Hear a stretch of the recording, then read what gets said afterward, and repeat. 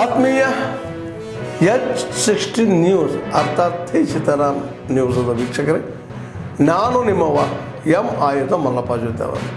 ತಾವು ಈಗ ಸುದ್ದಿಗಳ ಲೋಕಕ್ಕೆ ಎಂಟ್ರಿ ಹೊಡಿತಾ ಇದ್ದೀರಿ. ಈ ಸುದ್ದಿಗಳನ್ನು ಪ್ರತಿಯೊಂದು ನೋಡೋ ಜೊತೆಗೆ ನಿಮ್ಮ ಅಭಿಪ್ರಾಯಗಳನ್ನು ಹಚ್ತಾ ಇರಿ. ಯಾಕಂದರೆ ಈ ಸುದ್ದಿಗಳು ನಿಮಗಾಗಿ, ನಿಮ್ಮ ಬದುಕಿಗಾಗಿ, ನಿಮ್ಮ ವೈಚಾರಿಕೆಗಾಗಿ, ನಿಮ್ಮ ತಿಳುವಳಿಕೆಗಾಗಿ ಅನ್ನೋದು ನಿಮಗೂ ಗೊತ್ತು. ಜೊತೆಗೆ ನಮಗೂ ನಿಮ್ಮೊಂದಿಗೆ ಇದೊಂದು ಮಾತಾಡುವಂಥ ಜೊತೆಗೆ ಸುದ್ದಿಗಳನ್ನು ಬಿಡುವಂಥ ಕೆಲಸ. ಈ ಕೆಲಸದಲ್ಲಿ ನಾವು ನಿಮ್ಮೊಂದಿಗೆ ಇದ್ದೀವಿ ಅಂತ ಹೇಳ್ತಾ ನೋಡ್ತಾ ಇರಿ ಸುದ್ದಿಗಳು.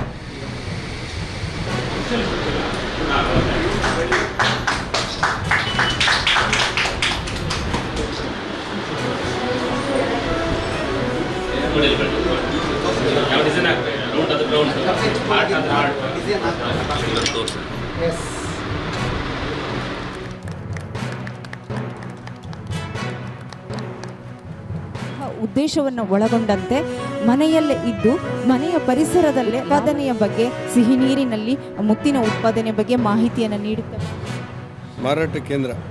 ನಾನು ಈ ಒಂದು ಕಾರ್ಯಕ್ರಮಕ್ಕೆ ಸ್ವಾಗತಿಸಿಕೊಳ್ತಾ ಇದ್ದೇನೆ. ಕಾರ್ಯಕ್ರಮದ ಒತ್ತಡವಿದ್ರೂ ಕೂಡ ಮತ್ತೋರ್ವರು ಡಾಕ್ಟರ್ ರಾಜೇಂದ್ರ ಎಸ್ ನಾಯಕ್ ಅವರನ್ನ ಇಡೀ ಕರ್ನಾಟಕ ರಾಜ್ಯಾದ್ಯಂತ ಇರುವಂತರನ್ನ ನಾವು ಗುರುತಿಸಿಕೊಂಡಿದ್ದೇವೆ. ಯಾಕಂದರೆ ಕೆಲವು ಉಪ್ಪು ನೀರಿನಲ್ಲೇ ಕೆಲವು ಮೀನುಗಾರಿಕೆಯನ್ನು ಮಾಡಬೇಕಾಗುತ್ತೆ. ಆದರೆ ಇದು ಸಿಹಿ ನೀರಿನಲ್ಲಿ ಮಾಡ್ತಾ ಇರೋದ್ರಿಂದ ಕರ್ನಾಟಕದ ಯಾವ ಭಾಗದಲ್ಲೂ ಕೂಡ ಇದನ್ನು ಮಾಡ್ಬೋದು ಅಂತ ಒಂದು ಯೋಚನೆ. ಈಗ ಈ ಮುತ್ತನ್ನು ಇಲ್ಲಿ ಕೆಲವರು 150 ರೂಪಾಯಿ ಖರೀದಿ ಮಾಡ್ತೇವೆ, ಸಂಸ್ಕರಣೆ ಮಾಡಿದ ನಂತರ 400 ರೂಪಾಯಿಗೆ ರೇಟ್ ಬರುತ್ತೆ ನಮಗೆ ಅಂತಾರೆ. ಈ ಆಭರಣ ಮಳಿಗೆಯಲ್ಲಿ, ಆಭರಣ ಅಂದರೆ ಆಭರಣ ಕಂಪನಿ ಮಳಿಗೆ ಅಲ್ಲ, ಆಭರಣ ಮಳಿಗೆಯಲ್ಲಿ ನೀವು ಒಂದು ಮುತ್ತು, ನಿಮ್ಮ ಗುಣಮಟ್ಟದ ಒಂದು ಮುತ್ತನ್ನು ಖರೀದಿ ಮಾಡಬೇಕಾದ್ರೆ 3,500ರಿಂದ 4,000 ರೂಪಾಯಿ ಕೊಡಬೇಕಾಗ್ತದೆ ಅನ್ನೋದು ಕೂಡ ಸುದ್ದಿ. ಆ ಹಿನ್ನೆಲೆಯಲ್ಲಿ ಇದಕ್ಕೆ ಇನ್ನೊಂದು ವರ್ಷ ಬೇಕಾಗ್ಬೋದು, ಇನ್ನೊಂದು 6 ತಿಂಗಳು, 1 ವರ್ಷ, 2 ವರ್ಷ ಬೇಕಾಗ್ಬೋದು. ಇದೊಂದು ಸಾಮಾನ್ಯ ಜನರಿಗೆ ಎಟುಕುವಂಥ ಒಂದು ಒಳ್ಳೆಯ ಮುತ್ತಿನ ಕೃಷಿಯಾಗಿ ಮತ್ತು ಜನರ ಆದಾಯವಾಗಿ ಇದು ರೂಪುಗೊಳ್ಳುತ್ತೆ ಅನ್ನೋದು ನಮ್ಮೆಲ್ಲರ ಭಾವನೆ. ಮಾಡಲಿಕ್ಕೆ ಅನುಕೂಲ ಆಗ್ತದೆ. ಅದನ್ನು ಯಾವ ರೀತಿ ಮಾಡಬೇಕು, ಯಾವ ರೀತಿ ಬೆಳಿಬೇಕು, ಅದು ಕರೆಕ್ಟ್ ಒಂದು ಮುತ್ತು ಸರಿಯಾಗಿ ಬೆಳಿಬೇಕಾದರೆ ಈಗ ತಾನೇ ಅವರು ಹೇಳಿದರು 18 ತಿಂಗಳು ಬೇಕಂದೇಳಿ 1.5 ವರ್ಷ ಬೇಕಾಗ್ತದೆ. ಅದು ಯಾವ ರೀತಿ ಬೆಳೆಸಬೇಕು, ಯಾವ ರೀತಿ ಅದನ್ನು ಕೊನೆಗೆ ನಾವು ಆಭರಣ ಜ್ಯುವೆಲರ್ಸ್ ಅಂತಹ ಒಂದು ಸಂಸ್ಥೆಗಳಿಗೆ ಕೊಟ್ಟು ಅದರ ಸಂಪೂರ್ಣ ಶೇಪನ್ನು ಯಾವ ರೀತಿ ಮಾಡಿಕೊಳ್ಬೋದು ಅಂತೇಳುವುದು ನಿಜವಾಗಿ ಅವರೀಗ ಹೇಳಿದ್ದಾರೆ. ನಂತರ ನೀವೆಲ್ಲರೂ ಅದರ ಅನುಭವವನ್ನು ಪಡಲಿಕ್ಕಿದ್ದೀರಿ. ಅಷ್ಟೇ ಒಂದು 30-40 ರೂಪಾಯಿ ಖರ್ಚು ಮಾಡಿದರೆ ಆಯಿತು. ಆಮೇಲೆ ಒಂದು ಕಪ್ಪೆ ಚಿಪ್ಪಲ್ಲಿ ಸುಮಾರು 1ರಿಂದ 2, ಆಲ್ಮೋಸ್ಟ್ 2ರಿಂದ ಜಾಸ್ತಿ ಬರುತ್ತೆ, 4 ಮಾಡಲಿಕ್ಕೆ ಆಗುತ್ತೆ, ಬೇಡ ಅಷ್ಟು. 1-2 ಪರ್ಲ್ ಬರುತ್ತೆ, ಮುತ್ತು ಬರುತ್ತೆ 18 ತಿಂಗಳಲ್ಲಿ. ಸುಮಾರು 18 ತಿಂಗಳ ಬೇಕಾಗುತ್ತೆ. 2 ವರ್ಷ ತನಕ ಹೋಗ್ಬೋದು, depending on the situation. So ನೀವು ಇನಿಷಿಯಲ್ ಆಗಿ ಬೇರೆಯವರ ಸೇವೆಯನ್ನು ಪಡೀರಿ, ಆನಂತರ ಸ್ಟಾರ್ಟ್ ಮಾಡಿ.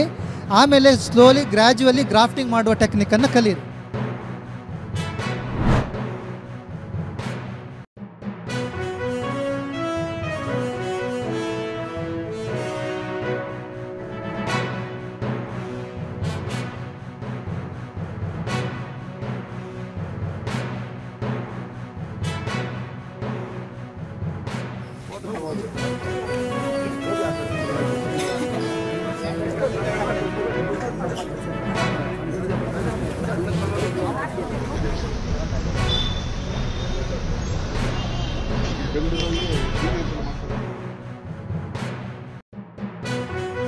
ನಾವು ಟನಲ್ನಿಂದ ಹಿಡಿದು ಎಲ್ಲ ಮಾಡಿದ್ರೆ ಬಹುಶಃ 1.4 ಕೋಟಿಯಷ್ಟು, 1,04,00,000 ಕೋಟಿಯಷ್ಟು ಹೊಸ ಯೋಜನೆಗಳನ್ನು ನೆಕ್ಸ್ಟ್ 3-4 ಇಯರ್ಸ್ ಅಲ್ಲಿ ಪ್ಲಾನ್ ಮಾಡ್ಕೊಂಡು ತೋರಿಸ್ಕೊಂಡಿದೀವಿ. ಒಂದೇ ವರ್ಷಕ್ಕೆ ಆಗುದಿಲ್ಲ. ಬಟ್ ಟನಲ್ ಇರ್ಬೋದು, ಎಡ್ಯುಲೇಟೆಡ್ ಫ್ಲೈಓವರ್ ಇರ್ಬೋದು, ಡಬಲ್ ಡೆಕ್ಕರ್ ಇರ್ಬೋದು, ಆಮೇಲೆ ಸಂಚಾರಿತ ರಸ್ತೆ ಅಂತ ಹೇಳಿ ನಾನು ಕ್ಯಾನಲ್ ಪಕ್ಕ ನಾನು ಏನು ಹೇಳ್ತಾ ಇದ್ದೀನಿ, ಇವೆಲ್ಲ ಕೂಡ ಮಾಡೋದಲ್ಲದೆ ಇದನ್ನ ಬ್ಯೂಟಿಫಿಕೇಶನ್ ಆಫ್ ಬ್ಯಾಂಗ್ಳೂರು ಕೂಡ ಎಲ್ಲ ಬಿಳಿ ಬೆಂಗಳೂರು LED ಲೈಟ್ಸ್ಗಳು ಮತ್ತು ಇದಕ್ಕೆ ಇದನ್ನ ಮಾಡಲಿಕ್ಕೆ ಒಂದು ಹೊಸ ಲೈಟ್ಗಳನ್ನ ಹಾಕಿ ಸ್ವಲ್ಪ ಶೃಂಗಾರ ಮಾಡಲಿಕ್ಕೆ ಎಲ್ಲ ಪೋಲ್ಗಳು, ಮೆಟ್ರೋ ಪೋಲ್ಗಳು, ಇದನ್ನ ಎಲ್ಲ ಕೂಡ ಅದಕ್ಕೆಲ್ಲ ಮಾಡಲಿಕ್ಕೆ ಒಂದು ವ್ಯವಸ್ಥೆಯನ್ನು ನಾವು ಮಾಡಿದ್ದೀವಿ. ಬಹುಶಃ ಈ 5 ಕಾರ್ಪೊರೇಷನ್ ಮಾಡೋ ಉದ್ದೇಶ ಜನರ ಹತ್ತಿರಕ್ಕೆ ಸರ್ಕಾರ ಹೋಗ್ಬೇಕು ಅಂತ. ನಾನು ಹಿಂದೆ ಹೇಳಿದಂಗೆ ಒಬ್ಬ ಕಾರ್ಪೊರೇಷನ್ ಕಮಿಷನರ್ಗೆ ಇದ್ದಿದ್ದು ಒಂದೇ 1 ಲಕ್ಷ ರೂಪಾಯಿ ಏನಾದ್ರು ಇಮಿಡಿಯೇಟ್ ಡಿಸಿಷನ್ ತಗೋತಾರೆ. ಈಗ 5 ಲಕ್ಷವರೆಗೂ ಮಾಡಿದ್ದೇವೆ. ಈಗ ನಿನ್ನೆ ಮಹದೇವಪುರಕ್ಕೆ ಹೋಗಿದ್ದೆ ನಾನು, ಮಹದೇವಪುರ ಏರಿಯಾ KR-ಪುರಮಲ್ಲಿ ಹೋಗಿದ್ದೆ. ಅದೊಂದು ಸ್ಮಾಲ್ ಏರಿಯಾ ಮಾಡಿದ್ವಿ, ಬರೀ 50 ವಾರ್ಡ್ ಮಾಡಿದ್ವಿ. ಯಾಕೆಂದ್ರೆ ಅದು ಬಹಳ ಬೆಳೀತಾ ಇದೆ, ಅಲ್ಲಿ ಜನಸಂಖ್ಯೆ ದಟ್ಟಣೆ ಇದೆ, ಇನ್ನೂ ಎಕ್ಸ್ಪ್ಯಾಂಡ್ ಮಾಡಬೇಕು ಅಂತ. ಇಡೀ ಬೆಂಗಳೂರಿಗೆ 6,000 ಕೋಟಿ ರೂಪಾಯಿ ಟ್ಯಾಕ್ಸ್ ಕಲೆಕ್ಷನ್ ಇದ್ರೆ ಅದು ಒಂದೇ ಕಡೆ 1,400 ಇತ್ತು. ಬಟ್ ನಾವು ಅಲ್ಲಿಂದ ಬೇರೆ ಕಡೆಗೆ ತೆಗೆದುಕೊಳ್ತೇವೆ. ಅಲ್ಲೇ ಈ 74th ಅಮೆಂಡ್ಮೆಂಟ್ ಏನಿದೆ ಅದಕ್ಕೆ ಯಾವೆಲ್ಲೂ ನಾವು ಮುಟ್ಟಕ್ಕೆ ಹೋಗಿಲ್ಲ. 1533 ನಂಬರ್, ಆ ನಂಬರ್ಗೆ ವಾಪಸ್ ಫೋನ್ ಮಾಡಿ ನೀವು ರಿಜಿಸ್ಟರ್ ಮಾಡ್ಕೋಬಹುದು. ನಿಮ್ಮ ಹೆಸರು ಹೇಳಿ ತಿರ್ಗಿ ವಾಪಸ್ಸು ಕಾಲಿ, ಏನೇ ಗ್ರೀವೆನ್ಸಸ್ ಇರಲಿ, ಏನಾದ್ರು ತಪ್ಪಿದ್ರು ಮಾಡಲಿ. ಈಗ ಖಾತಾ ಈ ಖಾತಾ ನೀವೆಲ್ಲ ಮಾಡಿಸ್ಕೊಳ್ಬೋದು.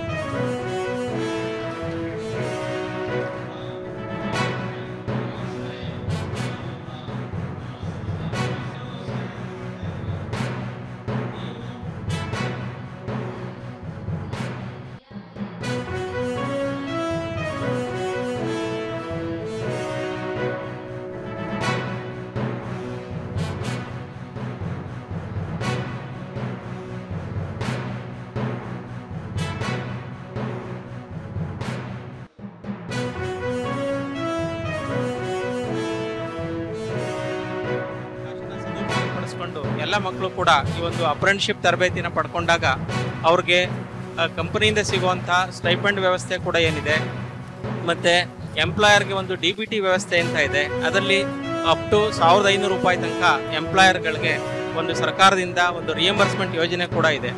ಮತ್ತು ಲೇಬರ್ ಡಿಪಾರ್ಟ್ಮೆಂಟಿಂದ ನಮ್ಮ SC/ST ತರಬೇತಿದಾರರಿಗೆ ಆಶಾದೀಪ ಯೋಜನೆಯಲ್ಲಿ ಯಾರು ಅಪ್ರೆಂಟಿಸ್ ಆಗಿರ್ತಾರೆ ಅವ್ರಿಗೆ 5,000 ರೂಗಳ ಸಹಾಯಧನ ಕೂಡ ಕೊಡ್ತಾ ಇದ್ದಾರೆ. ಇದೆಲ್ಲ ಫೆಸಿಲಿಟೀಸನ್ನ ನಮ್ಮ ಜಿಲ್ಲೆಯಾದ್ಯಂತ ಇರುವಂಥ ತರಬೇತಿದಾರರು ಇದನ್ನು ಉಪಯೋಗಿಸ್ಕೊಳ್ಬೇಕು. ಒಂದು ಅಂಡರ್ಸ್ಟ್ಯಾಂಡಿಂಗ್ ಅರ್ಥ ಆಗುತ್ತೆ. ಸೊ ಯಾವ ಪ್ಲ್ಯಾಟ್ಫಾರ್ಮಲ್ಲಿ ಹುಡುಗರು ಮಕ್ಕಳು ಬಂದಾಗ ಅಪ್ರೆಂಟಿಸ್ಶಿಪ್ನ ಜಾಯಿನ್ ಆಗ್ಬೋದು ಟ್ರೈನಿಂಗ್ನ ಅಂತ ಹೇಳಿ ಈಸಿಯಾಗಿ ಇಂಡಸ್ಟ್ರಿ ಅವ್ರಿಗೆ ಅರ್ಥ ಆಗ್ಬೋದು.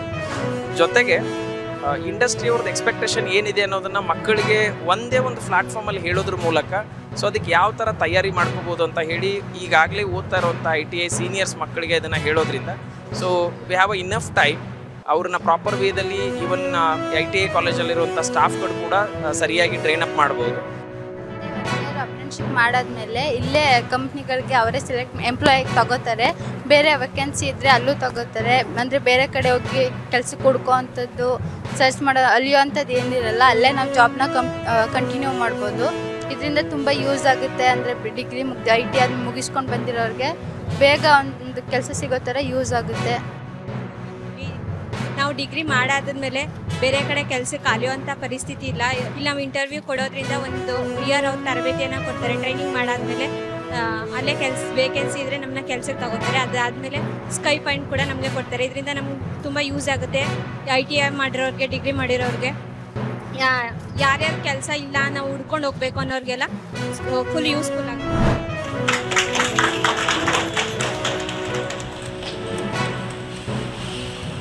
ಕಾಣಿಸ್ತಿದೆಯಾ? ಇದು ಅಮೃತಪಳ್ಳಿ ಉತ್ಸವ ಬಗ್ಗೆ ಅದಕ್ಕಿಂತ ಚಿಕ್ಕ ಹೆಚ್ಚಿನ ಎಲ್ಲಾದ್ರೂ ಹಾಕಿ 3 ಬೆಳ್ಳುಳ್ಳಿ 3 ಮೆಣಸು ಹಾಕಿ ಅರ್ಧ ಗ್ಲಾಸ್ ಆಗಿಲ್ಲ ಅಂದ್ರೆ ವಾಸನೆ, ಮತ್ತೆ ಕುದುರೆ ಮೂತ್ರದ ವಾಸನೆ ಬರ್ತಿದೆ.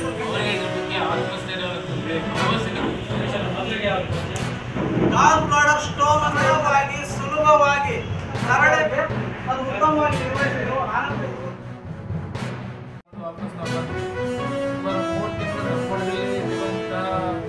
ಗಿಡಮೂಲಿಕೆಗಳನ್ನ ತೆಗೆದುಕೊಂಡು ಬೆಳೆದಂಥ ಮನುಷ್ಯನಿಗೆ ಕೂಡ ನಮ್ಮನ್ನ ಸೃಷ್ಟಿ ಮಾಡಿದ್ರು. ಅಂದರೆ ನಮ್ಮ ಆಹಾರ ಪದ್ಧತಿ, ನಮ್ಮ ಪರಿಸರನೂ ಕೂಡ ಔಷಧಿ ಗುಣಗಳಿಂದ ತುಂಬಿರುವಂತಹ. ಇವತ್ತು ಆಹಾರ ತೆಗೆದುಕೊಂಡ್ರೆ ಔಷಧಿ ಒಳಗೆ ಹೆಚ್ಚಿ ನಾವು ಮೆಡಿಸಿನ್ ಮೂಲಕ ಇವತ್ತು ಆರೋಗ್ಯನ ಖರೀದಿ ಮಾಡಬೇಕು. ಅಂದರೆ ಭಾರತೀಯರ ಆಹಾರ ಹೇಗಿದೆ ಅಂತಂದರೆ ಎಲ್ಲ ಗಿಡ ಮೂಲಿಕೆಗಳನ್ನು ಕೂಡ ಆರೋಗ್ಯದಲ್ಲಿ ಬೆಳೆಸ್ಕೊಳ್ತೀವಿ. ಇವೆಲ್ಲ ಪದ್ಧತಿಯನ್ನ ಹಿಂದೆ ಕಂಡುಕೊಂಡಿರುವಂತರು ತುರ್ತು ಚಿಕಿತ್ಸೆಯನ್ನ ಕೊಡ್ತಾರೆ. ಫಸ್ಟ್ ಏಡ್ ಅಲ್ವಾ, ಪ್ರಥಮ ಚಿಕಿತ್ಸೆಯನ್ನ ಮೊದಲನೇ ಬಾರಿಗೆ ನಮ್ಮ ನಾಟಿ ವೈದ್ಯರು ಕೊಡೋದ್ರಿಂದ ಎಷ್ಟೋ ಅಲ್ಲಿನ ಜೀವ ಹೋಗುವಂತಹ ಪ್ರಾಣಿಗಳು ಉಳ್ಕೊಳ್ತವೆ. ನೀವೆಲ್ಲರೂ ಸಹ ಗಮನಿಸಿರ್ಬೋದು, ನಮ್ಮ ನಾಟಿ ವೈದ್ಯರು ಇತ್ತೀಚೆಗೆ ತುಂಬ ಕಮ್ಮಿ ಅಲ್ವಾ. ಎಲ್ಲ ಕಡೆನೂ ಸಹ ನಾಟಿ ವೈದ್ಯರು ಸಿಗಲ್ಲ, ಅವರಿಗೆ ಪಾಂಡಿತ್ಯ ಅನ್ನೋದು ಕಮ್ಮಿ ಇದೆ. ಕಾರಣ ಏನಪ್ಪ ಅಂದರೆ ಅದು ವಂಶ ಪಾರಂಪರ್ಯವಾಗಿ ಬಂದಂತಹ ವಿದ್ಯೆ. ಆಕಾರ ಹೃದಯಾಕಾರ ಇರುತ್ತೆ. ಇದನ್ನು ಗುರುತಿಸುವ ಬಗ್ಗೆ ಹೀಗಿದೆ ಅಮೃತಬಳ್ಳಿ. ಇದೇ ಥರ ಎಲೆಗಳು ಸಾಕಷ್ಟು ಇರ್ತವೆ. ಇನ್ನು ಒಂದು ಉಗುಳೆ ಬಳ್ಳಿ ಆಡು ಸೋಗೆ, ಮೂತ್ರ ಮಾಡುವ ಜಾಗಕ್ಕೆ ಸೋಗೆ ಅಂತ ಹೇಳ್ತಾರೆ ನಮ್ಮ ಹಿರಿಯರು. ಆನಂತರ ವಾಸ ಅಂತ ಸಂಸ್ಕೃತದಲ್ಲಿ ಹೇಳ್ತಾರೆ, ವಾಸಕ ಅಂತ ಹೇಳ್ತಾರೆ. ಅಡ್ಸಾಲ, ಅಡ್ಸರ್ಗು ಎಲ್ಲ ಮೂಲಿಕೆಗಳನ್ನು ಇಂಥ ಔಷಧಿಗೆ ಬರುತ್ತೆ ಅಂತೇಳಿ ಕಂಡಿರ್ತಕ್ಕಂಥ ಮಹಾ ವ್ಯಕ್ತಿ. ಈಗ 2000 ವರ್ಷ ಹಿಂದೆ ಅಂತ ನಮ್ಮ ಹಿರಿಯರು ಹೇಳ್ತಾ ಬಂದಿದ್ದಾರೆ. ಆದ್ಮೇಲೆ ಎಲ್ಲ ಸುದ್ದಿಗಳನ್ನು ನೋಡಿದ್ರಲ್ಲ, ಏನು ಅನಿಸ್ತು ನಿಮಗೆ? ಇದರಲ್ಲೇ ನಿಮ್ಗೆ ಲೈಕ್ ಆಗಿರ್ಬೋದು, ಡಿಸ್ಲೈಕು ಆಗಿರ್ಬೋದು, ಕಾಮೆಂಟ್ ಬೇಡಪ್ಪ ಅಂತೂ ಅನಿಸಿರ್ಬೋದು, ಕಾಮೆಂಟ್ ಮಾಡಬೇಕಪ್ಪ ಅನಿಸಿರ್ಬೋದು, ಶೇರ್ ಮಾಡಬಾರ್ದಪ್ಪ ಅನಿಸಿರ್ಬೋದು, ಅದು ಮಾಡಬೇಕು ಅನಿಸಿರ್ಬೋದು. ಏನಾದರೂ ಆಗಲಿ ಶೇರ್ ಮಾಡ್ತಾಯಿರಿ, ಈ ನ್ಯೂಸ್ಗಳನ್ನ ಹಂಚ್ತಾ ಇರಿ, ಜೊತೆಗೆ ಇದಕ್ಕೆ ಸಬ್ಸ್ಕ್ರೈಬ್ ಆಗ್ತಾಯಿರಿ ಅಂತ ಹೇಳ್ತಾ H16 ನ್ಯೂಸ್ ಅರ್ಥಾತ್ ಹೇ ಸೀತಾರಾಮ್, ಇದು ಸತ್ಯದ ಕೈಗೆ ನಡಿ. ವಂದನೆಗಳು.